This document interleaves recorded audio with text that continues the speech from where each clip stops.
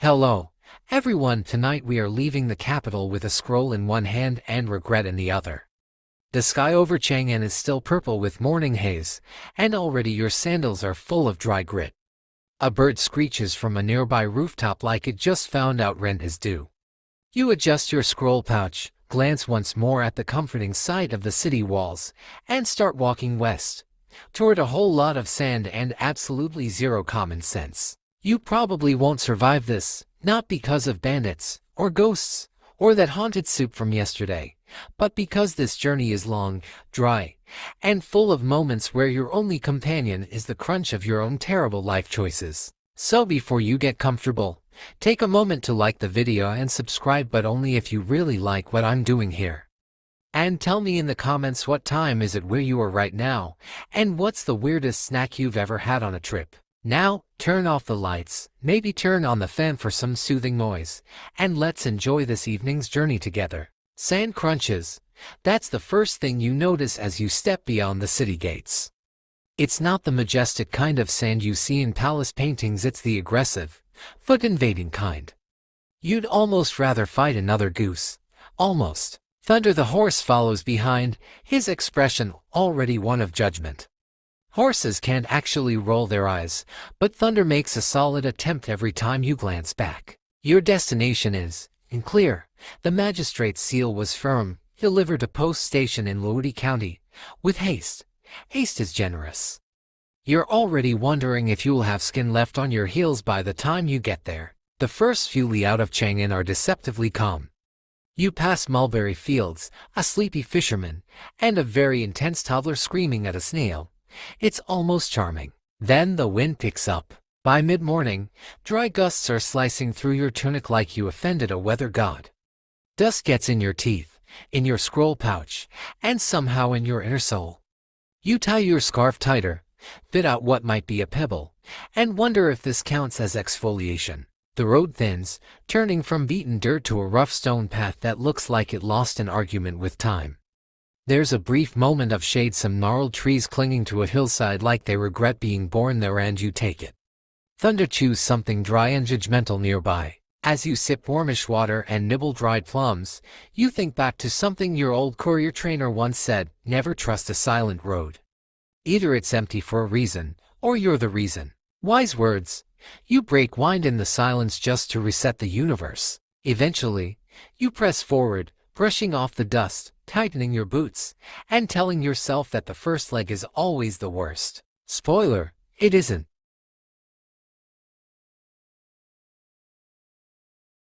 The road turns mean just past a dried-up irrigation ditch. One moment you're humming a half-forgotten drinking song. The next, you're ankle-deep in what can only be described as sand-flavored despair.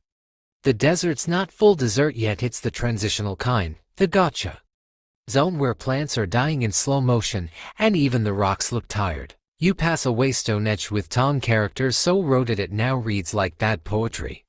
Something about goats weeping westward. Mood. At high noon, you stop at a caravan rest pit that's more pit than rest. 3 traders are arguing over whose camel farted first, while a monk sells fried insects to no one. You get a rice ball with what you hope is pickled radish and sit down beside a small shrine dedicated to the god of smooth deliveries. There's a dead cricket on the altar, not a great sign. A tall man in courier red passes through just as you're wiping rice from your beard. He gives a nod that says respect, and we both know this job sucks.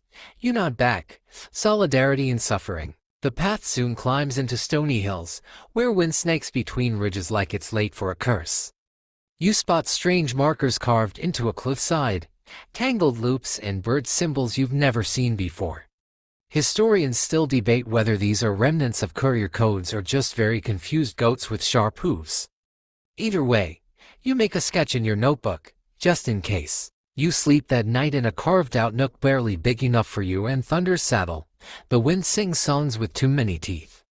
You wrap your scroll twice and dream of libraries where your job is just shelving things and no one throws cabbages. In the morning, you're awoken by a rooster that does not belong to you. A traveling apothecary has joined your little cliff party overnight.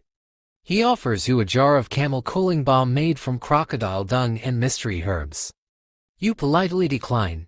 Then, out of curiosity and a lack of wisdom, you try a dab behind your ear.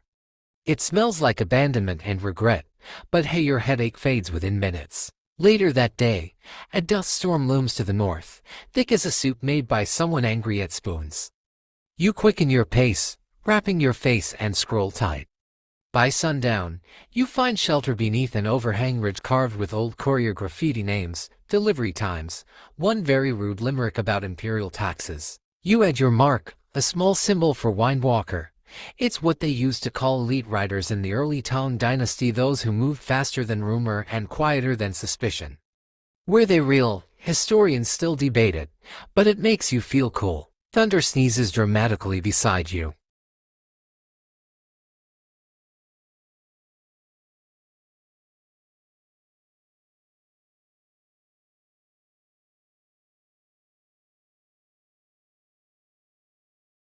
The next morning, you're chewing stale millet cake and wondering whether your teeth have offended heaven, when you nearly trip over a pair of boots sticking out from under a bush.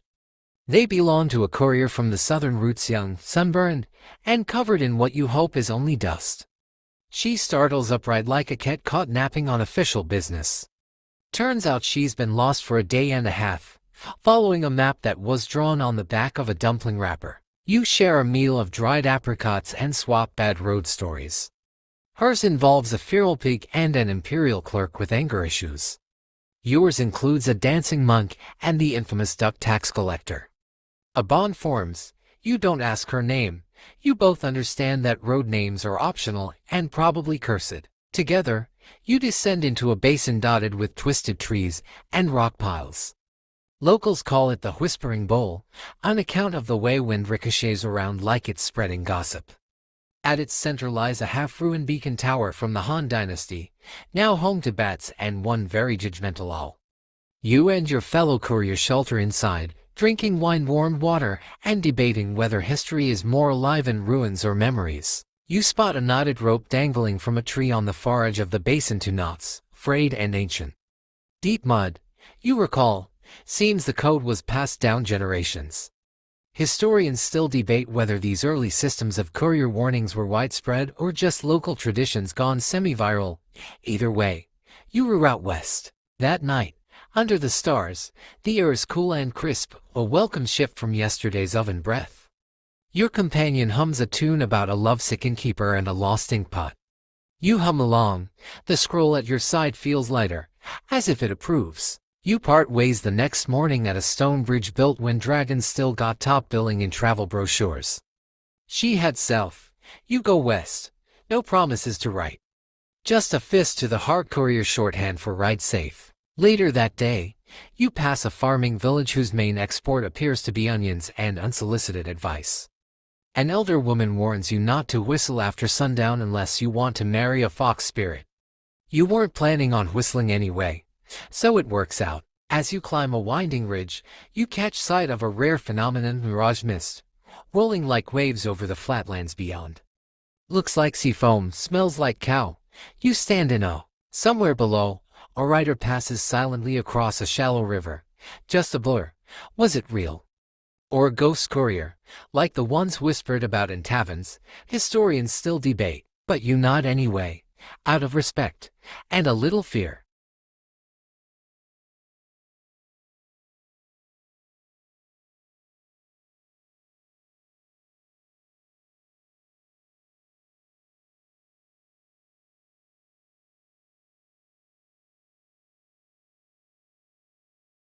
The city of Hami looms ahead like a mirage you're almost scared to blink at.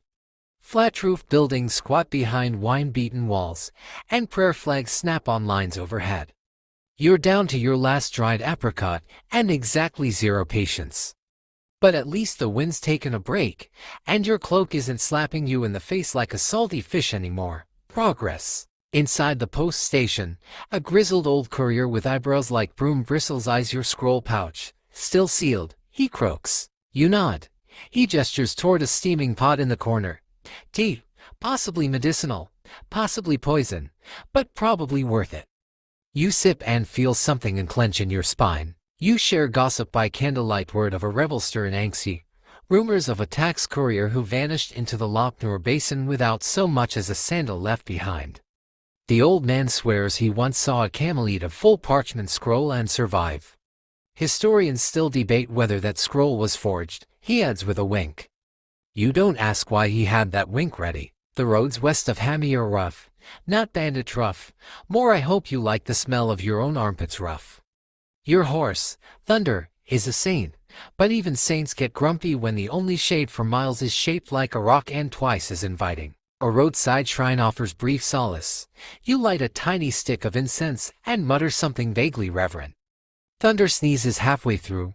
You're not sure if it's a blessing or a curse now. In the next village, a man shows you a flute carved from bird bone, claiming it was used by town couriers to signal each other across the dunes. You try it out and accidentally summon a goat, which is honestly impressive. You pass two shepherd boys arguing over who would win in a fight. The legendary scroll runner Lee wore a demon shaped like a wheelbarrow. You don't weigh in, you're too tired, and frankly, the wheelbarrow has range. You camp beside an old aqueduct, long dry and crumbling like a forgotten promise. The stars are so bright they seem to peer down with judgment. You hum the tune you practiced back in Kafenga 1. Thunder hates sand this time. The horse doesn't walk away. That's growth. Come morning, the wind returns, this time full of sand and tiny regrets. You wrap your headscarf tighter, eyes slitted to the road ahead. A trader from Houghton passes, leading a string of camels that look as exhausted as you feel. He offers you a date. You offer a joke. Neither of you laugh, but it feels good. A week of this and your boots are no longer boots. They're just regret shaped like footwear.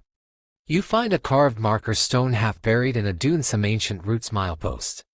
The inscription reads something like keep going or die. Comforting. You follow the stone's advice.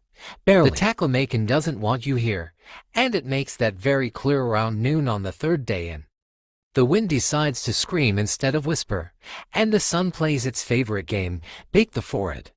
You rewrap your scarf for the 20th time and promise Thunder you'll never take shade for granted again. Your scroll's still intact miraculously and riding a little higher in your pouch thanks to a makeshift wax wrap you copied from a monk in Dunhuang. He called it desert insurance. You call it the only reason you're not sobbing right now. Somewhere near an abandoned watchtower, you spot a figure kneeling beside a tree stump that probably hasn't seen a leaf since the Tang dynasty. As you approach, the woman stands tall, tan, and scarred like a legend. She's a courier too, judging by the worn insignia stitched to her belt. Need water? She asks before you can speak.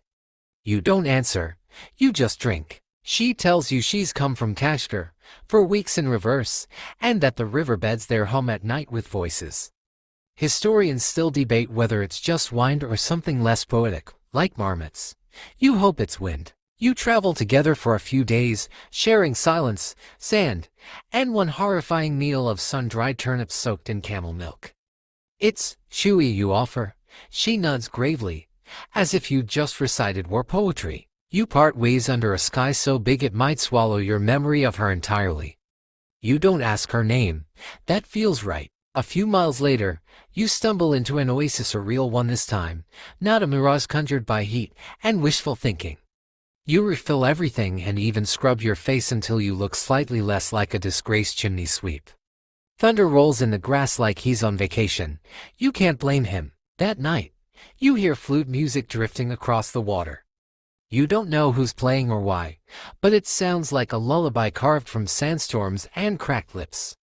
You fall asleep to it, dreaming of scrolls that deliver themselves. The next morning, you wake to find that someone has left a small cloth bundle beside your bedroll, half a loaf of barley bread and a sealed wax twist of tea leaves. You look around, but no one's there. You pack up, grateful but confused, and head west with a strange weightlessness in your chest. Maybe it's relief, maybe it's the camel milk, hard to say. Before noon, you pass a wooden sign with Tang characters barely legible. Here be whispers. You blink. Of what? You mutter aloud. The desert doesn't answer. It never does.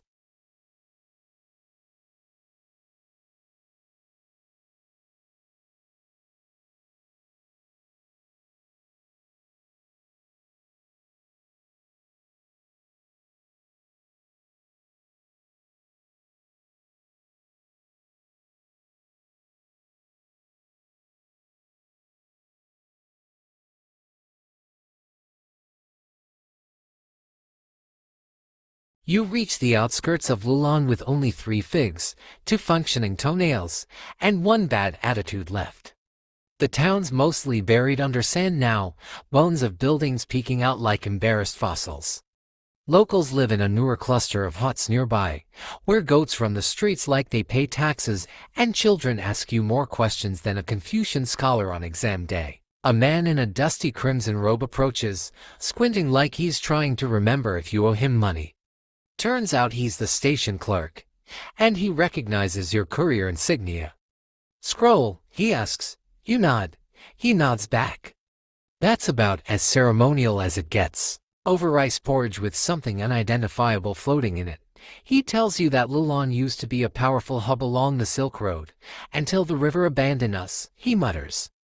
Took the people with it, left us sand and stories. One of those stories, you learn, involves a famous town courier who supposedly outran a dust storm by riding to horses alternately switching mounts mid-gallop like a postal circus act. Historians still debate whether the tale's even physically possible, but you mentally add it to your list of things you definitely cannot do. You're given a room to rest in, with a straw mat and walls painted with fading symbols of clouds, waves, and cranes. One corner features a tiny mural of what you assume is an imperial courier, scroll in hand, riding a horse made entirely of fire. You hope it's metaphorical. Outside, the wind picks up again, whispering around broken statues like it's telling secrets no one's supposed to hear. You check on Thunder, who looks personally offended by the local hay but eats it anyway with the tired resignation of someone who's had worse. Before you leave, the clerk gives you a gift, a small carved jade cicada. For safe travels, he says. And because the last person who stayed here left it under the mat, might be cursed. Who knows? Comforting. Back on the road, you see the sky darken without warning. Not clouds, just sand, rising like smoke, creeping toward the sun like it's trying to snuff it out. You scramble for your headwrap, cover Thunder's face as best you can, and keep low as the storm swallows everything. It lasts 3 hours. You emerge looking like a cinnamon-dusted dumpling. Thunder's not thrilled. You spot a tree branch stuck in his mane and decide it's a souvenir. By dusk, you've reached a riverbank that doesn't exist on any of your maps. Someone's built a rope bridge thin, swaying, and very much a threat to your last nerve. You cross anyway, because the scroll still rides in your pouch, and it still matters.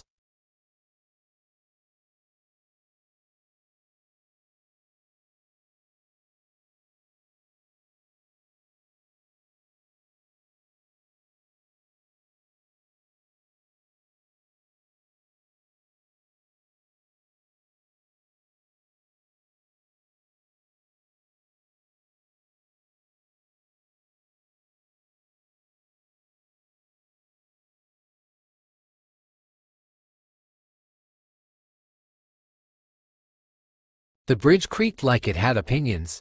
Every step felt like negotiating with a spirit, one plank at a time, swaying just enough to make you remember your last meal.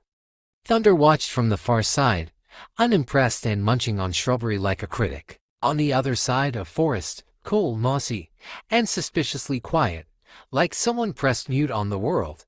The scroll on your hip felt heavier, and for once, not just metaphorically. You pressed on, boots sinking into mulch, eyes scanning the trees for anything. Turns out, anything came in the form of tiny silk tassels tied high in the branches, one pink, one blue, one black. They fluttered just enough to draw your gaze. You stopped, stared, squinted. Messages. Old courier codes. You'd heard whispers about this system, color-coded alerts from decades ago. Pink for sickness, blue for open path, black for danger. Historians still debate how widespread the system really was, but seeing it here, swinging in rhythm with the wind, made it feel all too real. You take the blue path. Good choice. A few li in, you stumble on a shrine carved directly into the rock face, half swallowed by ivy. Inside, offerings of dried fruit coins, and an entire scroll sealed in lacquer. You leave a small biscuit and move on. Some things are better left untouched. That night, you make camp in a hollow under a cedar tree. Thunder curls beside you like a disgruntled dog. You sip tea boiled from river water, tasting slightly of moss and regret. You hum the message aloud again, just in case the scroll gets soaked. Your song's halfway between a chant and a dirge, and thunder responds by audibly farting. Thanks, buddy. As stars bloom above you, a chill sets in. You pull your coat tighter, light a tiny fire, and stare into it like it owes you answers. Memories drift, the storm in Lulan, the goat-happy village, the suspiciously squishy sock incident. Somehow, this all feels normal now, like part of the job. Before bed, you find a beetle crawling across your boot. You flick it away gently because this beetle has seen things too. Sleep comes fast. Dreams come faster. You're racing through moonlight, scroll glowing at your side, riding a horse with wings and hooves of smoke. You think you're winning something, maybe yourself. When you wake, the dream's already fading, but you remember the scroll still waits. So does the capital.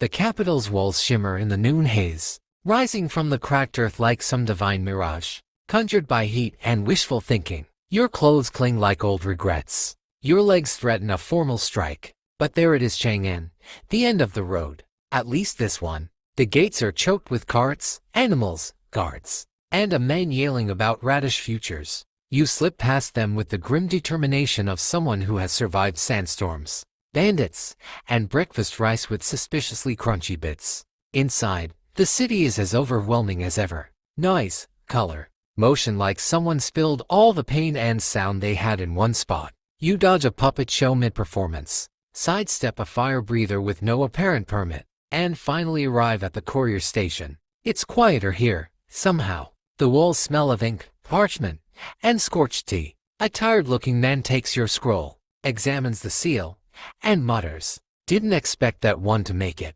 You don't take it personally. There's a ritual to closing out a journey. You log your mileage. You answer questions like, "Did you see any Mongol scouts? And did the scroll catch fire at any point?" Then they offer you a chipped cup of celebration tea. It's mostly hot water and mystery herbs, but it tastes like victory. They ask if you want to be assigned again right away. You say no, not yet. Your boots aren't even dry. You spend your evening wandering the market. Same stalls, same smells. But you see it all differently now, like the city is welcoming back one of its own. You hear someone playing a bamboo flute and find yourself humming along. It's off-key. You don't care. Later, you pass a group of children chasing one another with scrolls made of leaves. One shouts, "You're late," and the other yells, "Not if I run faster." You laugh, loudly, without apology. You finally return to the same tea house where your feet first left for the desert. The owner recognizes you. "Still alive?" she asks.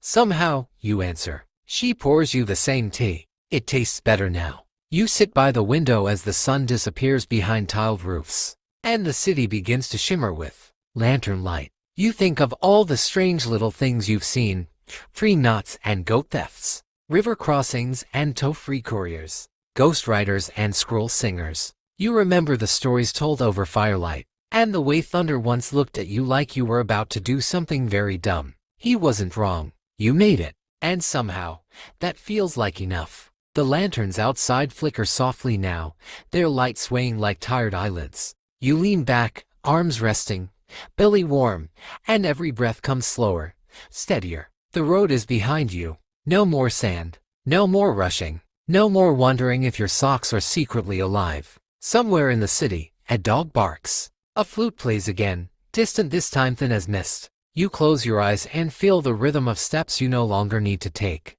The scroll is delivered. Your name is on the board. Thunder is probably asleep with his hooves crossed, dreaming of fewer puddles. The night hums gently around you. Let it carry you now. Let the noise fade.